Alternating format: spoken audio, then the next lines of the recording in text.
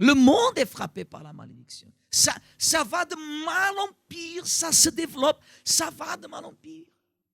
Pourquoi? Parce que les personnes, elles se donnent de plus en plus au monde. Les personnes, elles se donnent beaucoup plus au monde.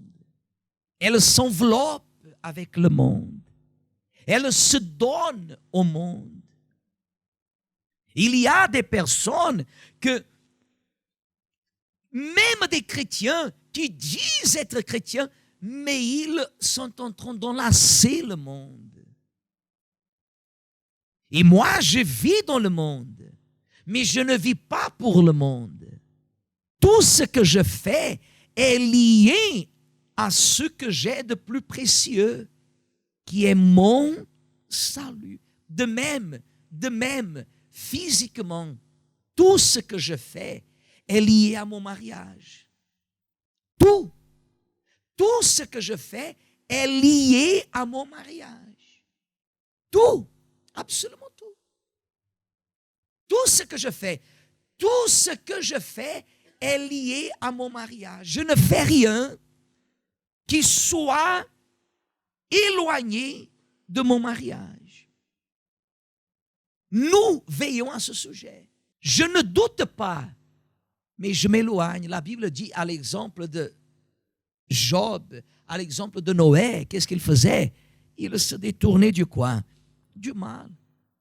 Quand la Bible dit détourner du mal, ce n'était pas détourner du diable, mais détourner du péché.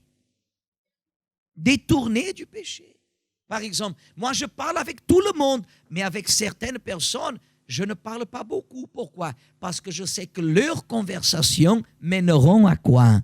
Au péché. Je fuis du péché. Je ne suis pas fou. Même si je sais que j'ai le Saint-Esprit, mais je ne tombe pas dans ce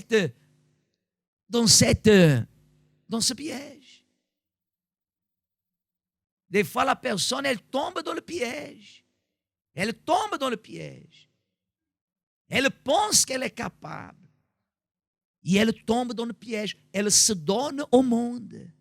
Au lieu de se donner à qui? À Dieu. Jésus, par exemple, lorsqu'il était en vie, lorsque Jésus était en vie, combien de témoignages nous avons dans la Bible, des registres nous avons dans la Bible, combien de morts ont été ressuscités? Si vous lisez dans la Bible, Jésus, il a ressuscité le fils de cette veuve qui vivait à Naïm, la ville de Naïm. Jésus, il a ressuscité la fille de Jairus qui était extrêmement malade et elle est morte. Ils sont venus lui apporter cette nouvelle. Mais regardez ce que dit ici dans ce passage, chapitre 27 de Matthieu, verset 50, s'il vous plaît. Matthieu 27, verset 50. Jésus poussa de nouveau un grand cri. Il rendit le quoi? L'esprit. Verset 51. Et voici, le voile du temple se déchira en deux, depuis le haut jusqu'en bas. La terre trembla, les rochers se quoi? Se fondirent. Les sépulcres s'ouvrirent. Lisez maintenant. Et plusieurs corps des saints qui étaient morts ressuscitèrent, étant sortis des sépulcres après la résurrection de Jésus. Ils entrèrent dans la ville et apparurent un grand nombre de personnes. Le centenier et ceux qui étaient avec lui pour garder Jésus, ayant vu le tremblement de terre et ceux qui venaient d'arriver, furent saisis d'une grande frayeur et dirent, qu'est-ce qu'ils ont dit? Assurément, cet homme était fils de Dieu. Et il y avait là plusieurs femmes qui regardaient de loin, qui avaient accompagné Jésus depuis la Galilée, depuis le premier miracle, pour le servir. Parmi elles était Marie de Magdala, Marie, mère de Jacques et de Joseph, et la mère des fils de Zébédée. Regardez bien. Regardez ce que la Bible nous enseigne. Regardez ce qui est arrivé au moment que le Seigneur Jésus, il est mort. La Bible dit que plusieurs corps des saints sont sortis d'où? Des sépulcres. Et lorsqu'ils sont entrés, ils entrèrent dans la ville. Ceux qui étaient là, ceux qui voyaient ce qu'ont vu et ont vécu ce moment, ils ont compris et ils ont constaté, ils ont assumé en disant assurément, assurément, comme il est écrit, cet homme était fils. Jamais on avait dit ça. On avait dit un prophète est descendu. Jamais on avait dit ça. Des fois, les personnes ne reconnaissent pas l'enfant de Dieu. Des fois, l'épouse vient à l'église et dit, pasteur, pourquoi mon mari, il ne voit pas ce que Dieu a fait pour moi? Pourquoi, pasteur, ceci? Pourquoi cela? On a lu semaine dernière, ça fait quelques jours, et encore tout à l'heure, on parlait ça avec les Hébourdes, quand Jésus, il a dit que lorsqu'un grain de blé, il tombe, s'il ne meurt pas, il reste comment? Seul. Mais s'il meurt, qu'est-ce qu'il arrive? Hein? Il produit beaucoup de fruits. À vrai dire, Église, ce qui empêche Dieu de se manifester dans la vie de beaucoup de personnes, et surtout ce qui empêche le Saint-Esprit de demeurer dans la vie de beaucoup de personnes, c'est que les personnes, elles vivent plus pour le monde au lieu de mourir. Car si je meurs pour le monde, je suis en train de vivre pour qui? Pour Dieu. Mais les personnes, elles vivent pour le monde. Elles s'encadrent au monde. Elles vivent selon les désirs du monde, selon le sens du monde.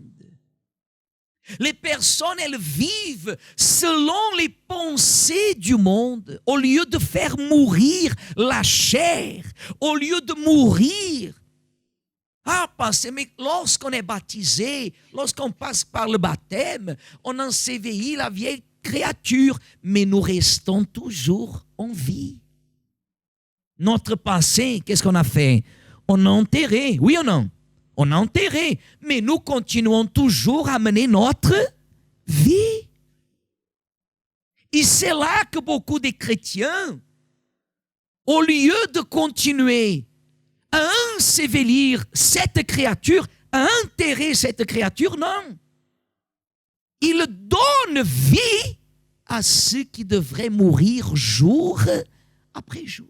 Des fois, on parle avec des religieux qui nous disent comme ça, ah non, à partir du moment qu'on accepte Jésus, on est sauvé aujourd'hui, on est sauvé pour toujours. Oui, j'ai accepté Jésus, je suis sauvé. Rien ne peut m'empêcher de perdre mon salut. Non, mais la Bible dit par exemple que les voleurs, prostituées, que les adultères, les lâches, les idolâtres, les féticheurs n'hériteront pas le royaume des cieux. J'ai accepté Jésus, mais je vis dans la fornication, je vis dans le péché, je vis dans le mensonge, je vis dans le vol. J'ai accepté Jésus, mais je vis dans ces choses-là. Est-ce que je peux être sauvé? Hein? Non. Je ne peux pas. Mais si je vis constamment en sacrifice, fouillant, m'éloignant, me détournant du péché, vivant pour accomplir le plan que Dieu a pour moi, si je fais mourir tous les jours ma vie pour le monde, combien plus je fais mourir ma vie pour le monde, plus je la fais revivre dans mon salut. Combien plus vous vivez pour votre vie spirituelle, pour le plan spirituel, plus dans votre vie terrestre, tant que vous vivrez, vous contemplerez la gloire de Dieu. Si vous faites votre ego, votre vie, votre tout, mourir jour à quoi? Après jour, jour après jour, ce n'est plus moi qui vis, mais c'est Jésus qui vit en moi. C'est Jésus qui vit en moi, c'est-à-dire dans mon langage, dans mon comportement, dans mes attitudes, dans mes engagements.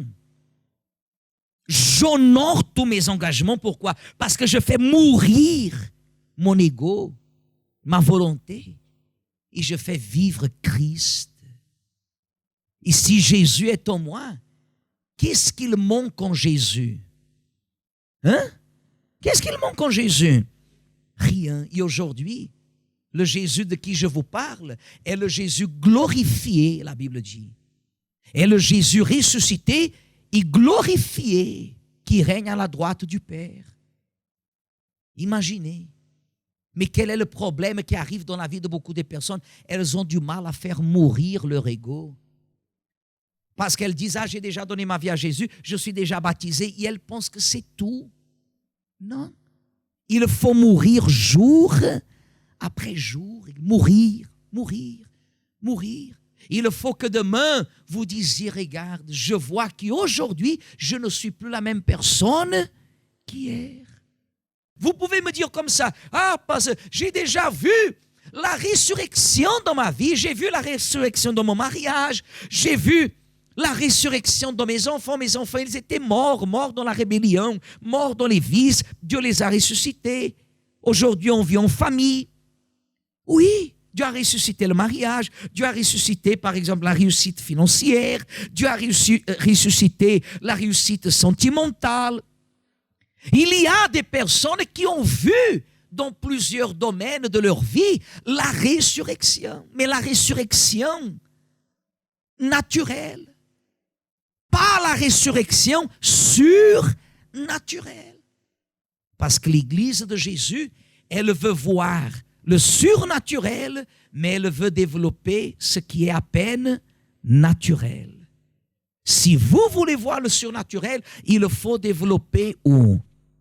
Le surnaturel. Dans l'audace, dans le courage. De faire mourir votre ego et de faire vivre Christ, mais Christ ressuscité et qui règne en gloire.